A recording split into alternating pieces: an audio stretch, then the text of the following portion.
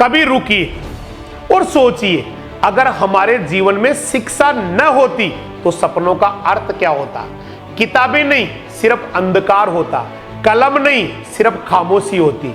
और इसीलिए हर साल 11 नवंबर को भारत मनाता है नेशनल एजुकेशन डे, अर्थात राष्ट्रीय शिक्षा दिवस। ये दिन मनाया जाता है स्वतंत्र भारत के पहले शिक्षा मंत्री मौलाना अबुल कलाम आजाद की जयंती पर।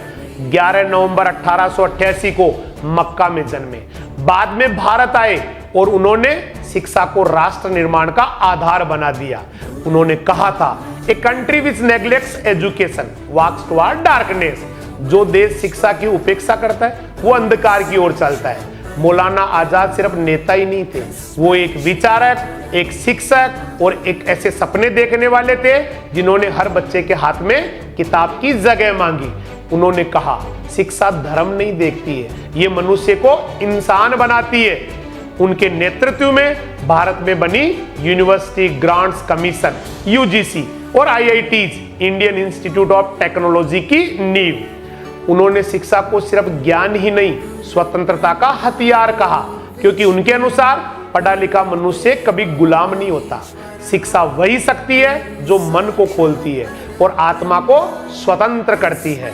विज्ञान और मनोविज्ञान दोनों कहते हैं, सीखना सिर्फ याद करना ही नहीं बल्कि सोचने की कला भी है। जब बच्चा सवाल पूछना सीखता है तो वही समाज आगे बढ़ता है। रिसर्च बताती है, हर 100% साक्षर समाज में गरीबी, हिंसा और असमानता कई गुना घट जाती है। यानी शिक्षा सिर्फ अवसर ही नहीं, समानता का पुल है। भारत में आज नवीन शिक्षा नीति मींस न्यू एजुकेशन पॉलिसी 2020 उस सपने का विस्तार है जो मौलाना आजाद ने देखा था। ये नीति कहती है, education must be holistic, flexible and rooted in Indian values.